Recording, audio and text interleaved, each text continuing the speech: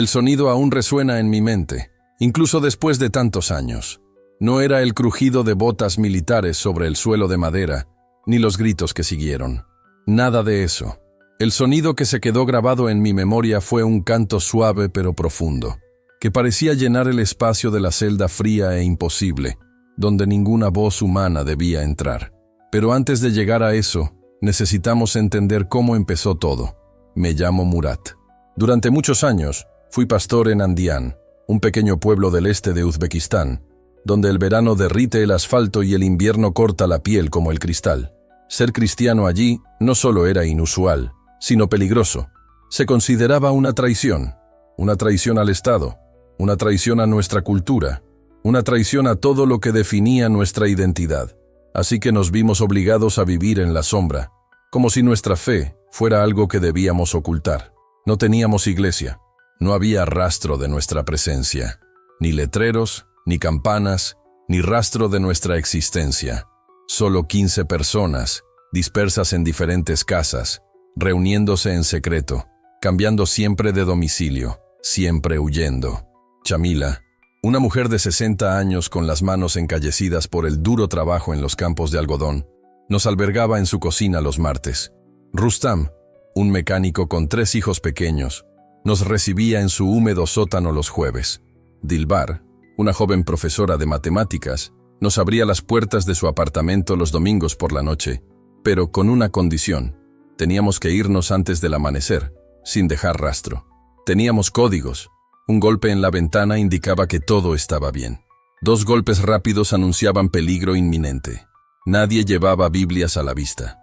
Las escondíamos en bolsas de la compra, entre verduras y pan, como si fueran mercancía. Nuestras oraciones eran en voz baja, apenas audibles, y tratábamos de no levantar demasiado las manos por si alguien miraba por la ventana. Pero a pesar de toda esta precaución, sabíamos que no éramos invisibles. El Servicio de Seguridad Nacional siempre nos vigilaba. Uzbekistán es un lugar donde el gobierno controla todo lo relacionado con la religión. Predicar sin autorización oficial se considera extremismo. Me han interrogado 2 veces. La primera vez, pasé horas encerrado en una habitación sin ventanas. Me repetían la misma pregunta una y otra vez. ¿Quiénes son los que asisten a sus reuniones? No dije ni un solo nombre, ni una sola palabra. La segunda vez, me mostraron fotos. Imágenes borrosas de nosotros entrando en la casa de Yamila. Uno de los agentes, con bigote canoso y mirada gélida, deslizó las fotos sobre la mesa y dijo: «Sabemos dónde están, sabemos cuándo están allí. Es solo cuestión de tiempo». Esas palabras me quedaron grabadas, me atormentaron. Cada vez que caminaba por las calles de Andian, sentía que alguien me observaba. Cada coche aparcado cerca de la casa donde nos reuníamos me parecía una amenaza. Pero no podía huir. Todavía no.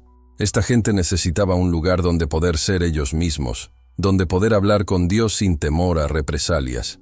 Y yo era el único pastor que quedaba en el pueblo. Vivir así era como caminar sobre hielo quebradizo, sin saber cuándo cedería. Cada día que despertaba, me preguntaba si este sería mi último día de libertad. Aún así, no podía parar.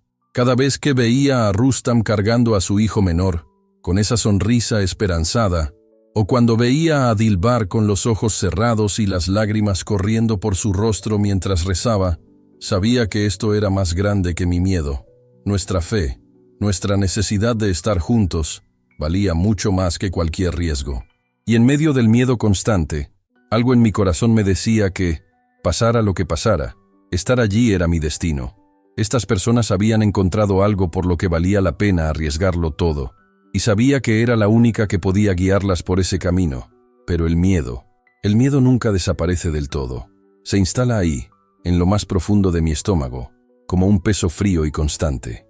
Había noches en las que simplemente no podía dormir, porque mi mente divagaba hacia los peores escenarios. El sonido de puertas abriéndose, los pasos que anunciaban el fin. Me preguntaba si tendría el coraje de mantenerme firme, de proteger a quienes confiaban en mí. ¿Me recordarían mis hermanos en la fe como alguien valiente o como alguien que los condujo directamente a una trampa? Recuerdo especialmente una noche, apenas unas semanas antes de que todo se derrumbara. Estábamos en el pequeño apartamento de Dilbar, un espacio sencillo en el tercer piso de un edificio antiguo, con paredes tan delgadas que podíamos oír las conversaciones de nuestros vecinos. Mientras leíamos el Salmo 27, oímos pasos fuertes en el pasillo, pasos lentos y deliberados que se detuvieron justo en la puerta de nuestro escondite. Contuvimos la respiración. Rustam apagó la vela que iluminaba la habitación. El silencio era tan denso que podía oír los latidos de mi propio corazón. Los pasos continuaron, subiendo al siguiente piso, y no vinieron tras nosotros. Pero esa noche no fue fácil. Nadie habló después de eso. Simplemente nos tomamos de las manos en la oscuridad y rezamos en silencio hasta que pudimos respirar de nuevo. Así era nuestra vida, una interminable serie de sustos, de pesares, de puertas que podían abrirse en cualquier momento, y en cualquier momento todo podía acabar. Pero incluso en medio de este miedo constante, también hubo momentos de luz. Recuerdo con cariño el día que Aziz apareció por primera vez en una de nuestras reuniones. Temblaba, no solo de frío, sino de una profunda y desesperada tristeza. «Lo he perdido todo», dijo con voz débil. «Mi esposa, mis hijos, mi dignidad». Preguntó si había algo allí para él. Lo recibimos y oramos por él. Y unas semanas después, vi la transformación ante mis ojos. La luz volvió a brillar en su rostro. Dejó de beber y comenzó a reconstruir su vida. Estos son los milagros que experimentamos a escondidas, lejos de los ojos del mundo. Luego llegó el crudo diciembre, con su frío cortante y las calles de Andiján cubiertas de nieve sucia, que apenas nos protegía del viento cortante. Esa semana, nuestra reunión sería en el sótano de Rustam, un lugar húmedo que olía a aceite de motor y hormigón helado. Solo éramos 12. 3 faltaron. Yamila estaba enferma, y otros 2 hermanos no vinieron por miedo a que los siguieran. Aún así, nos arrodillamos en el suelo frío y comenzamos a orar. Rustam dirigió el servicio en voz baja, casi un susurro. Dilbar sostenía una Biblia maltratada. Sus dedos temblaban no solo por el frío, sino por algo más, un presentimiento. Cerré los ojos y le pedí a Dios protección, sabiduría y fuerza para lo que me aguardara. Apenas pronuncié las palabras, estalló el primer sonido. No un suave golpe en la ventana, sino un golpe sordo y violento contra la puerta metálica del sótano. El mundo que habíamos construido con tanto esmero estaba a punto de derrumbarse. La puerta se abrió con un golpe que hizo temblar las paredes. No fue una simple apertura, sino un asalto brutal, diseñado para intimidar, para sembrar el miedo en segundos. El primer hombre en entrar vestía un uniforme verde oscuro, con el símbolo del Servicio de Seguridad Nacional. Detrás de él venían 4 agentes más, una sombra negra que llenaba el pequeño espacio con gritos y órdenes. «¡Al suelo! ¡Ahora!». No había tiempo para pensar. Rustam fue el primero en caer, estrellándose con fuerza contra el frío suelo del sótano. Y en ese instante, todo cambió. Dilbar jadeó cuando un policía la agarró del brazo y la empujó junto a los demás. Intenté mantenerme en pie, pero una mano firme me agarró del cuello y me tiró al suelo. Sentí el amargo y metálico sabor de la sangre en la boca. El frío hormigón me presionaba la mejilla, mientras el peso de una bota se me clavaba entre los omóplatos. «No te muevas, ni una palabra», ordenó una voz fría. El sótano era un caos controlado. Los agentes se movían con la precisión de quienes siguen un protocolo bien entrenado, registrando cada rincón como si nada pudiera escapar a su vista. Uno de ellos le arrebató la Biblia a Dilbar y la arrojó dentro de una caja de cartón. Otro recogió los panfletos que habíamos traído esa mañana. Historias de fe escritas en uzbeko. Todo fue confiscado. Himnarios manuscritos, notas de sermones, incluso las pequeñas cruces de madera que algunos llevaban colgadas del cuello. Tumbado en el suelo, observaba los rostros de mis hermanos. Aziz, el hombre que había superado el alcoholismo, mantenía los ojos cerrados y movía los labios en una oración silenciosa. Yamila, a pesar de su enfermedad, lloraba en silencio. Rustam miraba fijamente las escaleras, quizás pensando en sus 3 hijos que dormían arriba. Una profunda culpa me atravesó como un cuchillo afilado. Los había puesto en peligro. El policía de bigote canoso, el mismo que me había interrogado meses antes, entró al sótano lentamente, con paso decidido. Llevaba un abrigo negro largo y guantes de cuero. Se detuvo justo frente a mí, se arrodilló hasta quedar a mi altura y sonrió. Pero no era una sonrisa de victoria. Era fría, calculadora. la sonrisa de alguien que ya sabía que había ganado un juego que llevaba mucho tiempo jugando. Murat, pronunció mi nombre como si fuera una sentencia. Ah, creías que podrías esconderte para siempre. No respondí. Sabía que cualquier palabra podría ser usada en mi contra, pero él ni siquiera esperaba una respuesta. Se sentó e hizo una señal a uno de los oficiales más jóvenes, quien me levantó del suelo con un tirón brusco. Mis rodillas apenas obedecieron. Me puse de pie con dificultad mientras él nos rodeaba, como un cazador inspeccionando a su presa. Predicar sin registro es un delito contra la nación, declaró en voz alta, para que todos lo oyeran. No son mártires, son criminales. Están contaminando a nuestro pueblo con una ideología extranjera, erosionando los valores que han sustentado nuestra cultura durante siglos. Por lo tanto, cada uno de ustedes asumirá las consecuencias. Dilbar jadeó audiblemente. Rustam apretó los puños, pero guardó silencio. Mantuve la mirada fija en el suelo, sintiendo el frío de las esposas apretándome las muñecas. El metal se clavó en mi piel, apretándome hasta que sentí latir mi muñeca contra el acero. El agente del bigote canoso se acercó de nuevo, tan cerca que podía percibir el fuerte olor a tabaco en su aliento. «Tú eres el líder», susurró, lo suficientemente alto para que los demás lo oyeran. «Tú tienes la mayor responsabilidad. Los demás son solo ovejas descarriadas, pero tú eres el lobo con piel de oveja». Quise responder, decirle que estaba equivocado, que estas personas eligieron su fe libremente, que nunca obligué a nadie a nada, pero las palabras se me atascaron en la garganta. En ese momento, mirándolos allí en el suelo, asustados e indefensos, me pregunté si realmente tenía razón. Los había guiado hasta allí, y ahora me arrastraban hacia las escaleras. Antes de subir, me giré una última vez para mirar a mis hermanos. Fue entonces cuando Dilbar abrió los ojos y me sostuvo la mirada. En ese momento, a pesar del miedo que nos envolvía, vi algo inesperado. No arrepentimiento, sino gratitud. Dilbar levantó la mano ligeramente, en un gesto que parecía una despedida o una bendición. Rustam asintió con convicción, como diciendo en silencio, «Hiciste lo correcto». Pero esas imágenes se desvanecieron cuando me empujaron escaleras arriba. Afuera, el frío cortante de diciembre me golpeó como una bofetada, y la nieve caía suavemente sobre las calles vacías de Andijan. Un coche negro, sin matrícula, me esperaba, con el motor en marcha y en silencio. Me arrojaron al asiento trasero, con 2 policías sentados a cada lado, apretándome entre sus cuerpos fuertes y fríos. El coche arrancó lentamente, y a través de la ventana empañada vi las calles que tan bien conocía. La panadería donde compraba el pan cada mañana, la mezquita con su minarete azul, el parque donde a veces me retiraba a rezar en silencio. Todo me parecía extraño ahora, como si hubiera abandonado ese mundo para siempre. Quizás nunca volvería allí. El viaje duró solo 15 minutos, pero a mí me pareció una eternidad. El silencio en el coche era denso, roto solo por el rugido del motor y el crujido de la nieve bajo los neumáticos. Finalmente, el vehículo se detuvo frente a un edificio de hormigón gris sin ventanas visibles. Reconocí el lugar al instante, el centro de detención del Servicio de Seguridad Nacional, un lugar envuelto en historias susurradas, historias de personas que iban y venían, transformadas por el miedo, o que simplemente nunca se iban. Me sacaron del coche a rastras. Las esposas se me apretaban en las muñecas con cada movimiento. Subimos 3 escalones y cruzamos una pesada puerta de acero. El olor en el aire era una mezcla de humedad, desinfectante barato y algo más difícil de definir. Una desesperación sofocante y acumulada. Los pasillos eran estrechos, iluminados por fluorescentes parpadeantes que proyectaban sombras inquietantes.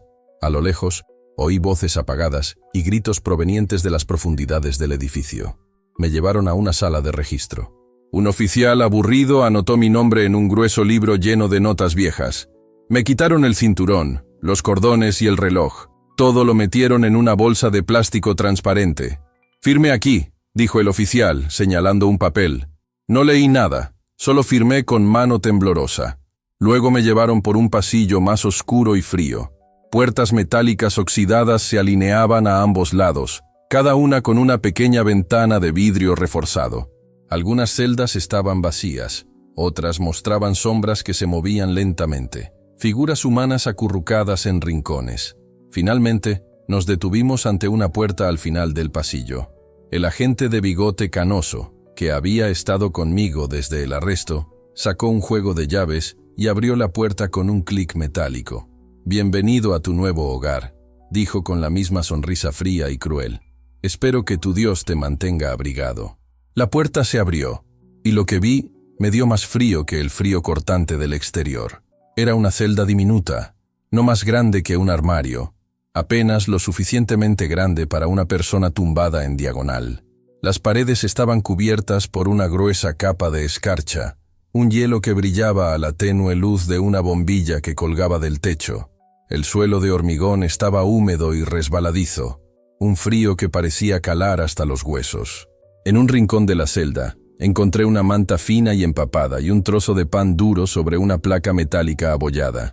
Me empujaron dentro, y la puerta se cerró con un fuerte golpe, resonando en mis huesos. Oí la llave girando en la cerradura, y el sonido de pasos que se alejaban, hasta que el silencio llenó la habitación. El silencio era absoluto, denso, y en ese momento sentí el peso del miedo invadirme como nunca antes. La celda estaba helada, y el frío empezó a penetrar mi ropa, mi piel, mi carne. Respiré profundamente, pero cada respiración parecía desgarrarme los pulmones. Miré a mi alrededor y me di cuenta de que esta sería mi realidad por tiempo indefinido. El espacio era tan estrecho, tan claustrofóbico, que cada movimiento parecía un desafío. Las paredes estaban cubiertas de hielo, el techo era bajo, y el espacio medía solo 2 metros de largo por 1 de ancho. Si estiraba los brazos, tocaba ambas paredes a la vez. El techo estaba tan cerca de mi cabeza que, al intentar levantarme, casi toqué la bombilla colgante. Emitía una luz tenue y amarillenta, que parpadeaba cada pocos segundos, como si se burlara de mí. Esa luz no iluminaba nada más que mi miseria, como si me recordara constantemente que estaba solo en la oscuridad. La desesperación me invadió lentamente, como el frío que me envolvía. No llegó de repente, fue una invasión lenta y calculada, como si tuviera el poder de destruirme desde dentro. Empezó por mis pies, subió por mis piernas y se extendió por mi pecho. Con cada respiración, sentía como si luchara contra algo invisible. Me senté en el suelo porque no había otra opción. No había espacio para nada más que el frío y el vacío de la celda. La manta del rincón estaba húmeda y pesada. Al desdoblarla noté que estaba manchada y olía fuertemente a moho, pero era mi único consuelo. Me la eché sobre los hombros e intenté abrazarla, esperando crear algún tipo de calor con mi propio aliento. Pero la manta parecía absorber el poco calor que me quedaba, convirtiéndose en otro enemigo. El pan en el plato de metal estaba tan duro que, al intentar partirlo, apenas podía moverlo. Cuando finalmente le di un mordisco, supo amargo y seco, como algo que ya había perdido su vida días o incluso semanas antes. Aún así, el vacío en mi estómago no me dejó otra opción, así que mastiqué lentamente, sintiendo cada bocado rascarme la garganta. No había agua, y el pan se convirtió en un doloroso intento de nutrir un cuerpo que se debilitaba cada día. El hielo de las paredes era el único alimento que podía intentar consumir, pero sabía que solo aceleraría la hipotermia, así que lo evité. Cerré los ojos e intenté rezar, buscando las palabras que tantas veces había repetido. El Padre Nuestro. Pero tenía los labios tan congelados que apenas podía moverlos. Las palabras salían distorsionadas, entrecortadas, como si alguien más intentara rezar por mí, que estás en los cielos. Mi voz se quebró, y el eco de mi súplica rebotó en las paredes heladas, regresando vacío, sin respuesta. Yo estaba allí, solo, con el corazón latiendo con fuerza, pero de alguna manera más lejos de Dios de lo que nunca había estado. El frío parecía haber cobrado vida propia, invadiendo cada célula de mi cuerpo, haciéndome prisionera no solo de la celda, sino de mi propio dolor. Cada respiración era una lucha. Me acurruqué aún más fuerte, apretando las rodillas contra el pecho, intentando resistir la desesperación. El frío cortante me hizo pensar en cosas que nunca antes había imaginado. Pero a pesar del terror y la duda, había algo dentro de mí que se negaba a rendirse por completo. Incluso en el profundo silencio de mi prisión, una pequeña llama de esperanza aún ardía, pero apenas podía verla. Pensé en mis hermanos, allá abajo, bajo el mismo sistema que ahora me tenía allí, en esa celda aislada. Habrían corrido la misma suerte que yo. Habrían sido atormentados por la misma soledad gélida y la misma duda creciente.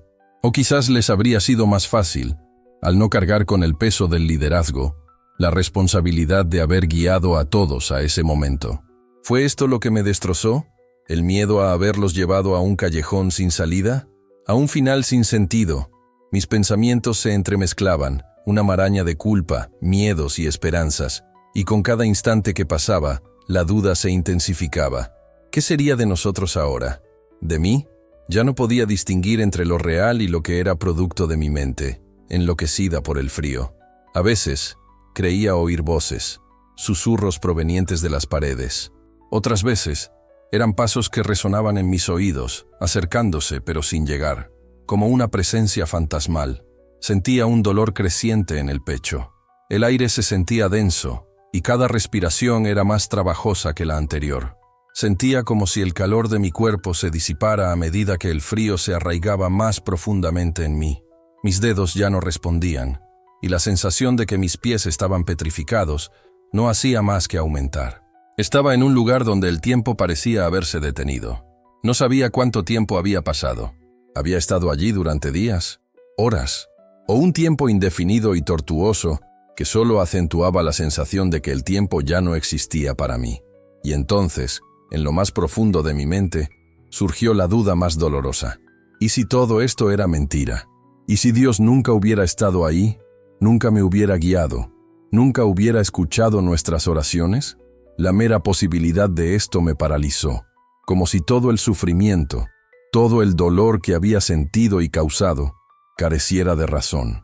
Estaba allí, sola, sin respuesta, y el vacío en mi mente solo se llenaba con el eco del silencio absoluto. ¿Dónde estás?, susurré en la oscuridad, buscando algo que me anclara, algo más grande que el frío que me envolvía, pero no hubo respuesta. La oscuridad se convirtió en un muro impenetrable para mi fe. No había sonido, ninguna presencia, solo el zumbido de la lámpara parpadeante y el pesado silencio que me envolvía cada vez más. La noche cayó sin que me diera cuenta. Solo los ecos del cambio de guardia en el pasillo me alertaron del cambio. Las nuevas voces, los pasos más ligeros, rompieron el silencio por un instante, pero pronto se desvanecieron, dejándome solo de nuevo en el abismo de mi celda. La única luz restante era la tenue lámpara sobre mí, mi única compañera en esa profunda oscuridad. Yacía en el suelo, incapaz de levantarme, sintiendo mi cuerpo temblar incontrolablemente, como si fuera mi última resistencia contra la muerte lenta y dolorosa que sabía que se acercaba. Y, sin embargo, en el fondo, una pregunta seguía martilleándome. Si pudiera sobrevivir a esto, ¿qué quedaría de mí? Cerré los ojos, pero no pude dormir. En cambio, me invadió un entumecimiento, una extraña sensación de desconexión con mi cuerpo. Era como si flotara sobre mí misma, observando a ese hombre frágil, postrado en el frío suelo de la celda. Sentí que la vida se me escapaba lentamente, no rápidamente, sino con una calma aterradora. Era como si cada parte de mí se desconectara, célula a célula, rindiéndose al frío que me envolvía. Mis pensamientos se volvieron confusos, difíciles de organizar. Las palabras se desmoronaban, y solo pude decir fragmentos. Por favor, ayúdame, no me dejes. Me preparé para el final, pensando que la oscuridad finalmente me alcanzaría. Cuando ya no tenía fuerzas ni para temblar, cuando apenas respiraba, ocurrió algo sorprendente.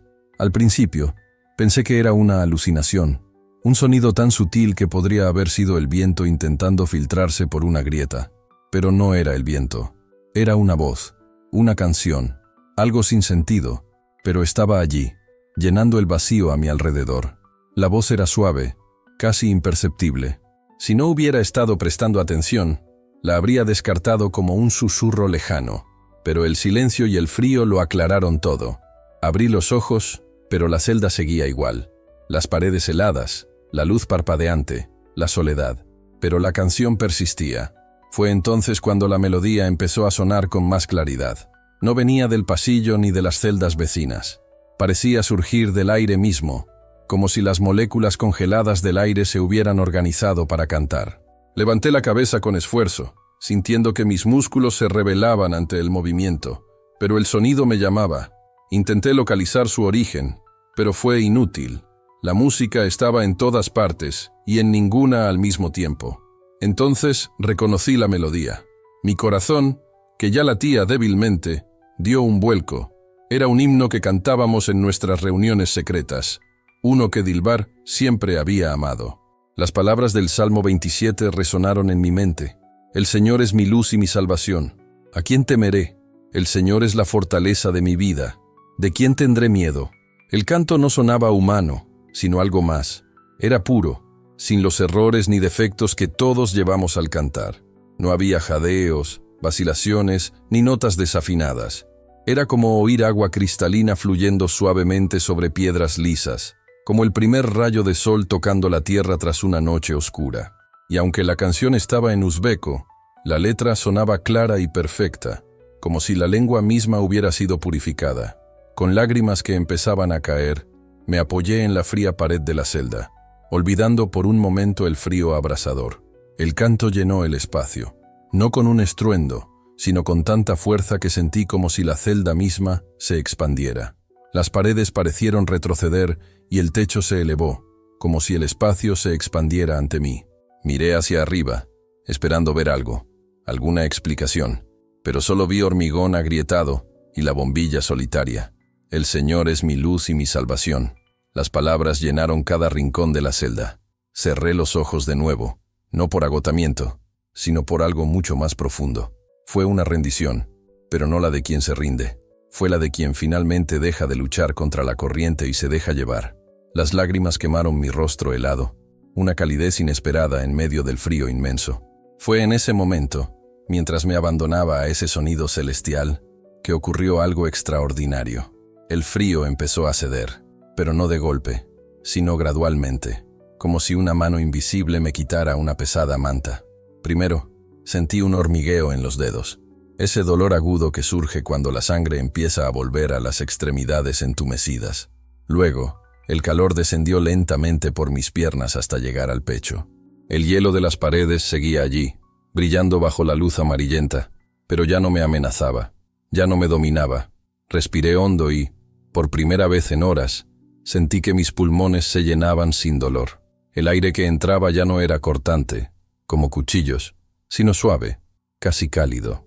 Me miré las manos y me di cuenta de que temblaban, no por el frío, sino por algo completamente distinto, una energía que no provenía de mí, sino que me era dada. El canto continuó, suave, subiendo y bajando en oleadas. Las notas melódicas parecían seguir el ritmo de mi propio corazón. ¿A quién temeré? ¿A quién temeré? Con cada repetición de esa pregunta, el miedo que había albergado durante tanto tiempo empezó a desvanecerse. No solo el miedo de esas interminables horas en esa celda, sino el miedo que me había acompañado en cada reunión secreta, cada interrogatorio, cada noche de insomnio. El miedo empezó a desvanecerse, como si se lo llevara un viento invisible. Y entonces ocurrió algo más. Un olor me llegó, tenue pero inconfundible. Al principio pensé que era otra alucinación, pero pronto me di cuenta de que no.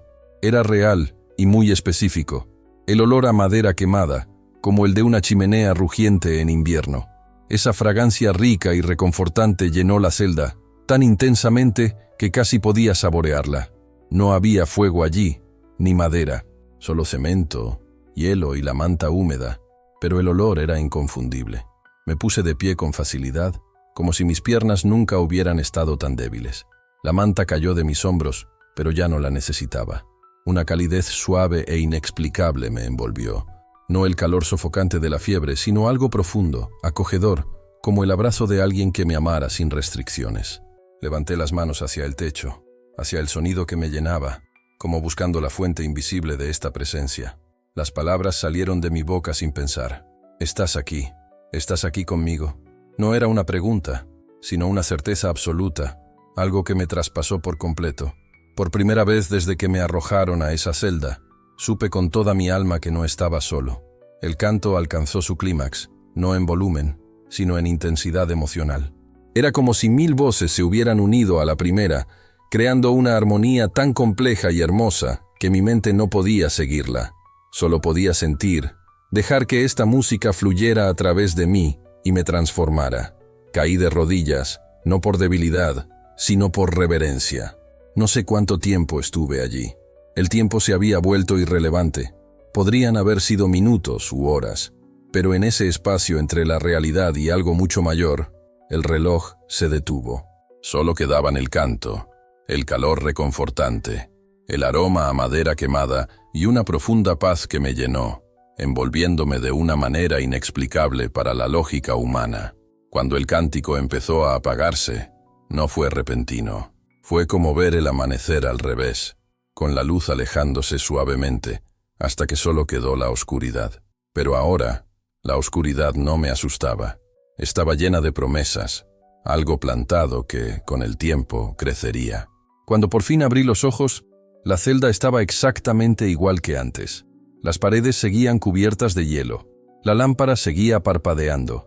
La manta seguía mojada en el suelo. Pero yo no era la misma. Algo había cambiado dentro de mí. Algo imborrable. Algo que me acompañaría para siempre. Algo fundamental había cambiado dentro de mí. El miedo seguía ahí, como una sombra diminuta e insignificante, atrapada en algún rincón remoto de mi mente. Pero ahora ya no me controlaba. Había experimentado algo que ninguna autoridad humana, ningún poder terrenal, podría arrebatarme. Algo que nadie podría borrar de mí, ni aunque quisiera. Me senté en el centro de la celda, envuelta por esa calidez inexplicable que seguía latiendo como un eco del encuentro que lo transformó todo. Sonreí, una sonrisa que surgió sin esfuerzo, directamente de un lugar profundo que ni siquiera sabía que existía. Una sonrisa de paz en medio del sufrimiento, la injusticia, el dolor y la incertidumbre. En ese momento comprendí algo esencial. No importaba lo que sucediera a partir de entonces. Ya no podían tocar lo que realmente importaba. Mi alma estaba a salvo, porque había sido tocada por algo inamovible. Cerré los ojos de nuevo, y esta vez, al comenzar a orar, las palabras fluyeron claras y cristalinas. Gracias. Gracias por no abandonarme. Gracias por recordarme quién eres y quién soy yo en ti. Estas palabras surgieron de un lugar de pura gratitud, un profundo reconocimiento de que, si bien las circunstancias que me rodeaban todavía estaban fuera de mi control, ya no estaba perdido.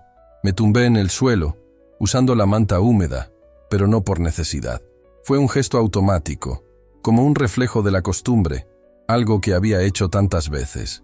Pero ahora, a diferencia de antes, el calor que me envolvía no provenía de la frustración, el miedo, ni la necesidad de sobrevivir.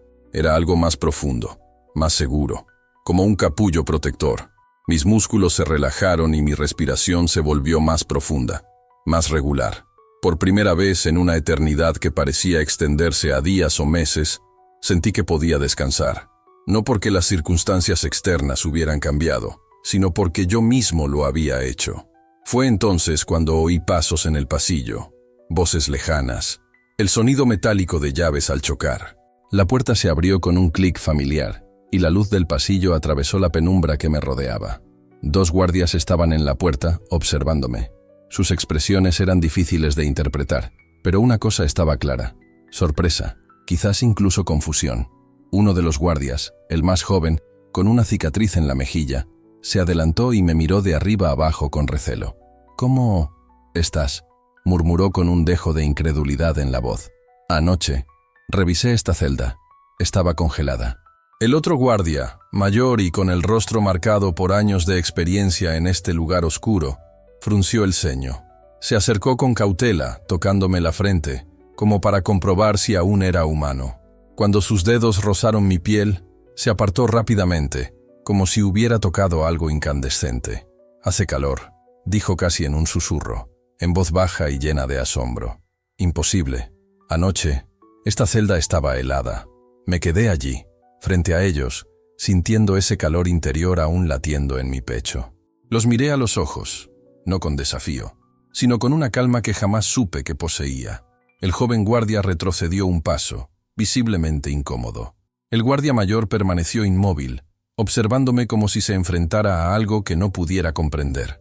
Entonces, por fin, habló, con una mezcla de asombro y fascinación en la voz. «¿Qué eres?». Volví a sonreír, sin prisa por responder. «Solo un hombre que conoce una canción que no se puede silenciar». Intercambiaron miradas rápidas e incómodas y, sin decir nada más, cerraron la puerta bruscamente. Oí sus pasos alejarse rápidamente por el pasillo, sus voces susurrando algo que no pude entender. Pero no importaba. Sabía lo que habían visto. Ya habían visto suficiente. Me senté contra la pared, abrazando mis rodillas. Y entonces, esperé. No con ansiedad ni miedo, sino con una calma que antes me parecía imposible. Porque ahora lo sabía. Pasara lo que pasara allí, o las torturas que me aguardaran.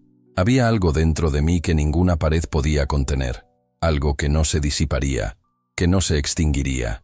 Lo que tenía ahora era más grande que cualquier sufrimiento que pudieran infligirme.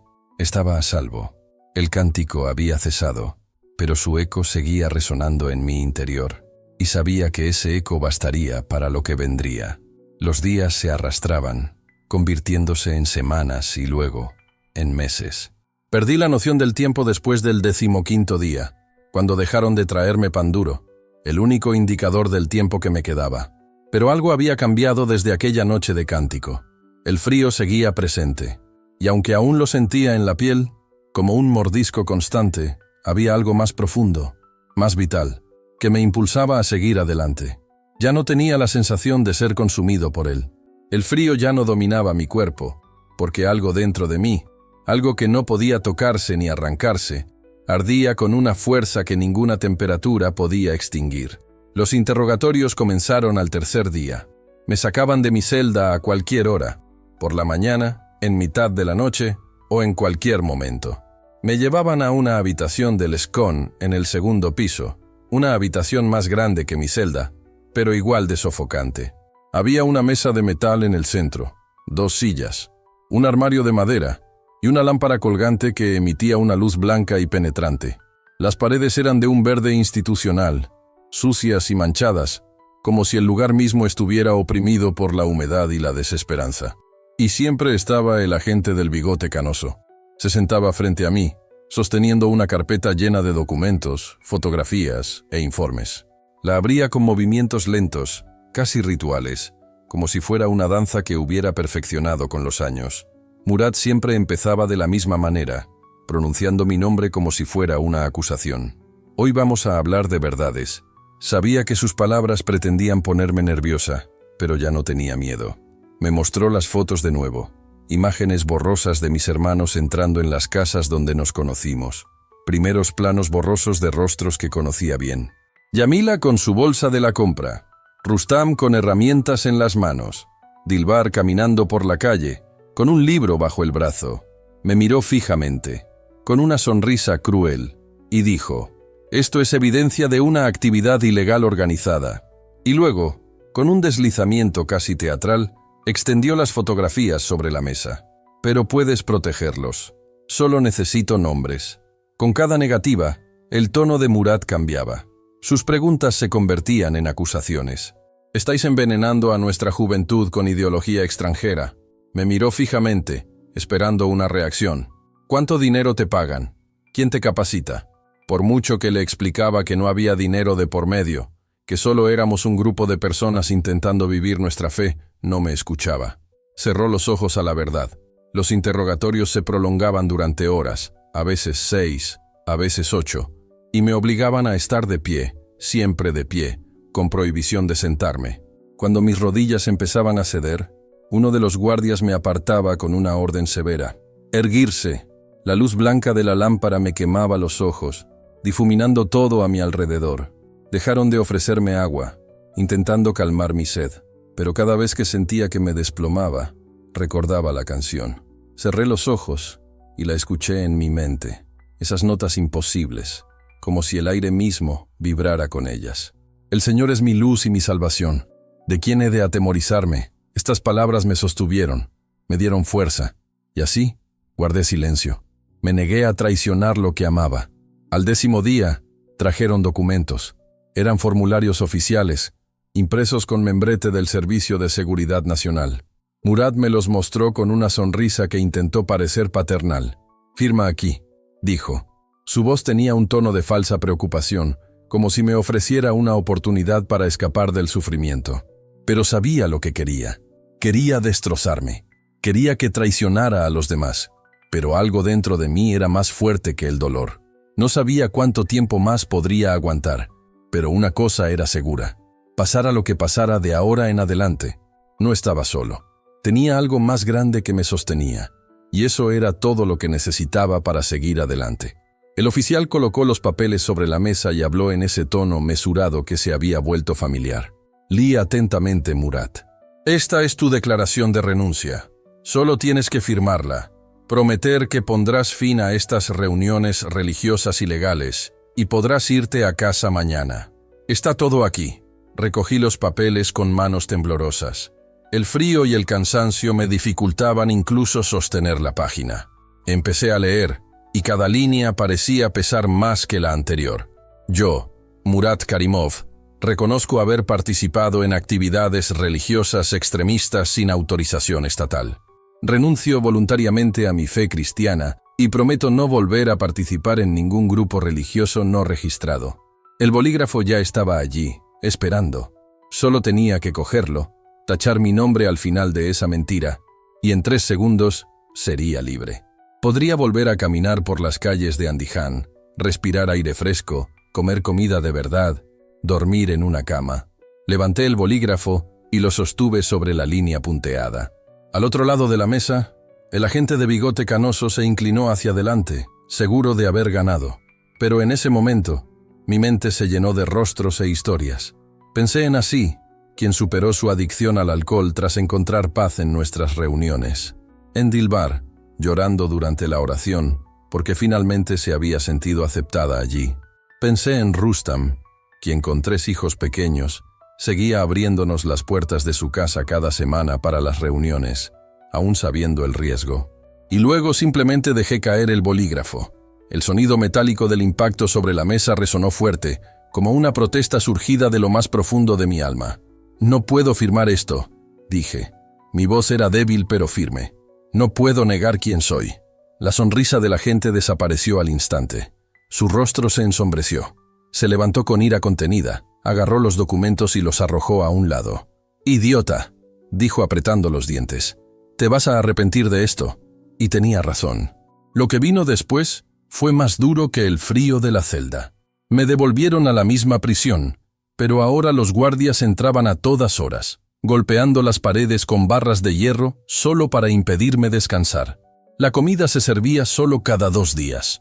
La luz de la celda, que antes parpadeaba, ahora permanecía encendida constantemente. Esa lámpara se convirtió en una tortura silenciosa, robándome el sueño y la cordura. Había noches en las que me preguntaba si había tomado la decisión correcta. Mi cuerpo se deterioraba. Podía contar mis costillas con una mano. Y sin embargo, cuando la duda tocaba a la puerta de mi corazón, había algo que me sostenía. La canción. El Señor es mi luz y mi salvación. ¿A quién temeré? Eso me mantuvo en pie. No era solo una canción. Era un recuerdo vivo de la presencia de Dios conmigo en ese lugar. Algo que nadie podría quitarme. Pasaron 3 meses. O más, no lo sé. Hasta que una mañana, el agente del bigote canoso apareció en mi celda. Pero esta vez no traía documentos de acusación. Eran documentos de liberación. El Estado ha decidido concederle el indulto, dijo con frialdad. Será liberado, pero seguirá bajo vigilancia. Ante cualquier comportamiento sospechoso, será devuelto aquí de inmediato. Me devolvió una pequeña bolsa que contenía mis pertenencias. Un cinturón, cordones de zapatos y mi reloj, que hacía tiempo que no daba la hora. «Vete», murmuró, «antes de que cambiemos de opinión». Crucé las puertas del centro de detención a plena luz del día. El sol de marzo me pegaba en la cara con una fuerza que había olvidado. Era como si el cielo me hubiera tocado. El viento olía a polvo, a pan horneado, a libertad. Regresé a Andiján. Busqué a mis hermanos. La casa de Rustam estaba cerrada con llave. Los vecinos decían que había huido a Kazajistán con su familia. El apartamento de Dilbar estaba vacío. Un cartel de «Se alquila» colgaba en la ventana. Yamila había desaparecido sin dejar rastro. El dolor de esta pérdida fue profundo. Pero había algo que nadie había podido tocar: mi fe. La congregación se había disuelto. Algunos huyeron del país, otros desaparecieron sin dejar rastro, temerosos de ser reconocidos. Esa noche, solo en una habitación alquilada con olor a tabaco y paredes descascarilladas, consideré seriamente irme, cruzar la frontera hacia Kazajistán, quizás más lejos, a algún lugar donde seguir a Jesús no fuera un delito. Cerré los ojos y recé, esperando oír solo el sonido del viento exterior. Pero lo que llegó no fue el canto sobrenatural de la celda. Fue algo más sencillo, más íntimo, una profunda convicción que susurraba en mi interior. Quédate, aún queda trabajo por hacer. Abrí los ojos y vi las luces de Andijan parpadeando a lo lejos. Supe entonces que no podía escapar. Si todos nos íbamos, ¿quién quedaría para cuidar de los que seguían perdidos? Así que me quedé. Han pasado años desde aquella noche en la celda helada, y con el tiempo aprendí a moverme como una sombra por las ciudades de Uzbekistán, llevando esperanza a quienes aún creían en silencio. No tengo un hogar fijo. Mi dirección cambia constantemente. A veces duermo en sofás prestados, otras en colchones delgados que dejan hermanos que confían en mí, solo porque oyeron hablar de un pastor que sobrevivió a lo imposible. Sirvo a iglesias que aún respiran en la clandestinidad. En Tashkent, me reúno con 12 personas en un sótano industrial olvidado. En Samarcanda, visito a una familia que transformó su garaje en un pequeño templo. En Bujará, jóvenes universitarios se reúnen conmigo a medianoche, tras las cortinas cerradas, para estudiar la palabra. Cada ciudad tiene su propio rebaño. Cada rostro, una historia de fe y resiliencia. Me he convertido en algo que nunca planeé ser. Un peregrino espiritual. Un hombre sin raíces visibles, pero con un propósito firme. Sembrar coraje donde hay miedo. Reavivar la llama donde el frío intenta apagar la esperanza. Las autoridades saben que existo. Mi nombre está en los registros, mi rostro en los archivos. Aún así, he aprendido a reconocer las señales de peligro y a desaparecer cuando es necesario. Pero hay un ritual que mantengo. Sobre todo cuando llega el invierno y el aire se llena de nieve. Busco un lugar tranquilo, una habitación vacía, un callejón olvidado, y cierro los ojos. Regreso, en mis pensamientos, a esa celda. Vuelvo a sentir el hielo en las paredes, la manta húmeda, el lento dolor de la vida que se desvanece. Y entonces, oigo la música. La misma melodía imposible que una vez llenó ese pequeño espacio, transformándolo en una catedral. Esa voz que no provenía de ningún hombre, sino del Creador mismo, recordándome que Él estaba allí, incluso en el infierno del miedo. Los guardias nunca oyeron esa música. Cuando abrieron la puerta, solo vieron a un hombre de pie, sonriendo, en un lugar que debería haberlo destruido. Nunca les conté lo que pasó, no lo entenderían. Tal vez dirían que fue una alucinación, que el frío me hizo delirar, pero sé lo que experimenté. Fue real, tan real como el aire que respiro ahora, como la tierra que sostiene mis pasos, como las lágrimas que aún brotan al recordar. Porque esa canción no solo me mantuvo viva, sino que me transformó. Y me reveló la verdad que ningún interrogatorio, amenaza o documento pudo borrar.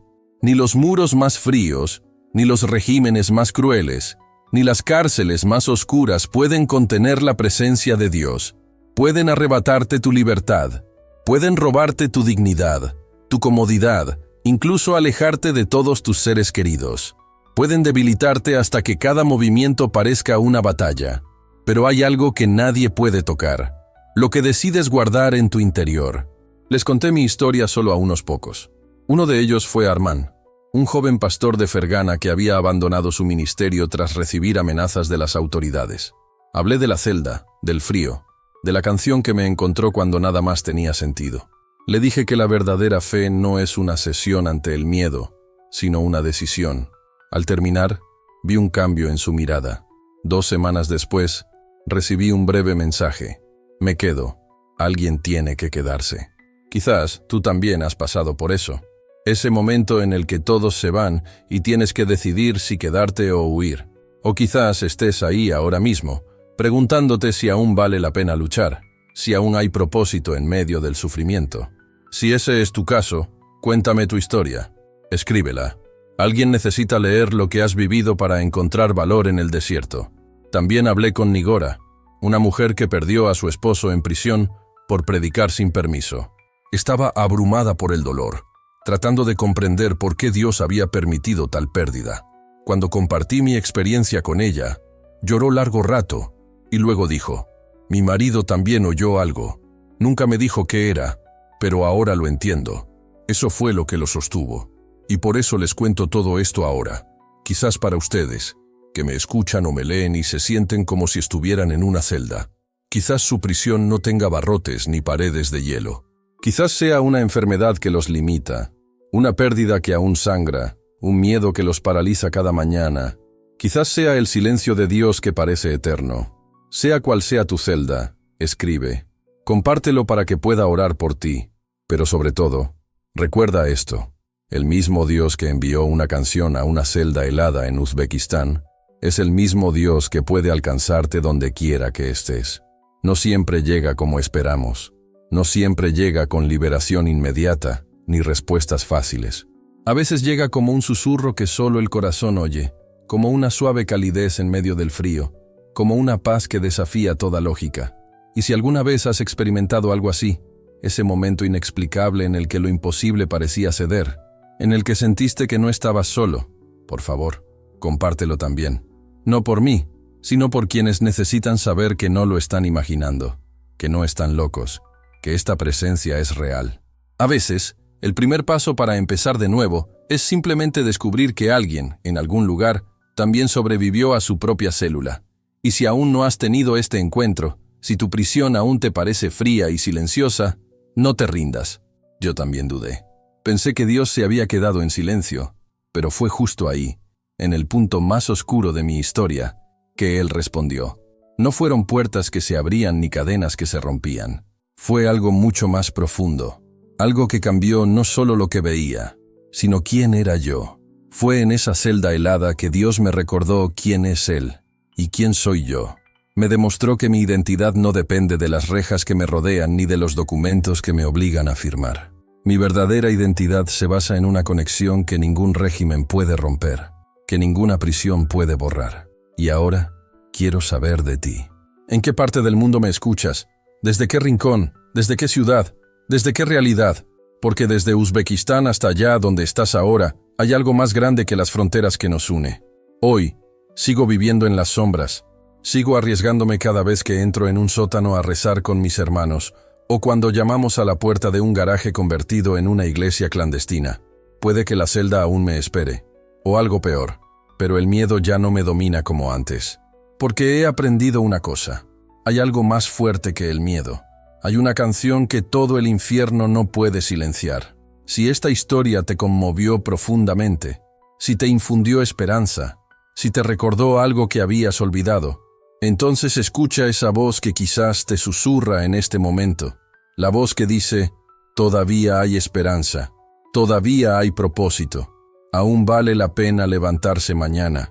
Y si sientes la necesidad de actuar, de hacer algo con lo que escuchaste, comparte esta historia. Es así de simple. A veces, lo que compartes es la canción que alguien más necesita escuchar en medio de su propio silencio. Cada vez que esta historia llega a alguien, es como encender una vela en la oscuridad. Es un acto de resistencia espiritual. Es decirle al mundo: la oscuridad no tiene la última palabra. Si quieres seguir escuchando historias como esta, historias reales de fe, en lugares donde ser cristiano aún lo cuesta todo, suscríbete. Tu apoyo ayuda a que estas voces que el mundo intenta silenciar, lleguen a quienes más las necesitan. Y termino con las mismas palabras que escuché aquella noche, cuando todo parecía perdido.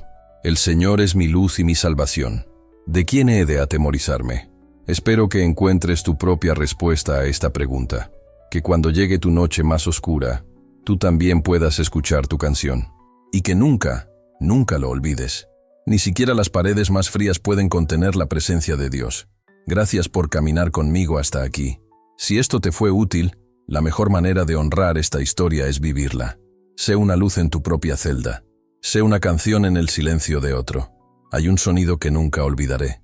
No era el sonido de las botas de los guardias ni los gritos en los pasillos.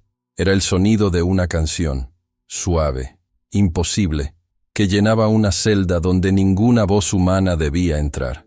Pero esa parte, viene después. Porque para entenderlo todo primero, Hay que saber cómo llegué hasta aquí. Mi nombre es Murat, y durante años fui pastor en la ciudad de Andijan, en el este de Uzbekistán, donde el verano quema la piel y el invierno corta como una cuchilla, donde ser cristiano es visto como una traición, al Estado, a la tradición, a nuestra identidad como pueblo. Vivíamos escondidos. Nuestra iglesia no tenía ningún cartel, ningún templo, ninguna campana. Éramos 15. Nos reuníamos en cocinas, sótanos y apartamentos prestados. Chamila, con sus manos marcadas por el algodón, nos daba la bienvenida los martes. Rustam, con sus 3 hijos, abría su bodega los jueves. Y Dilbar, el profesor de matemáticas, nos dejaba entrar a su apartamento los domingos, siempre y cuando saliéramos antes del amanecer. Esta es la historia real de una iglesia viva en medio de la persecución. Y esto es solo el comienzo.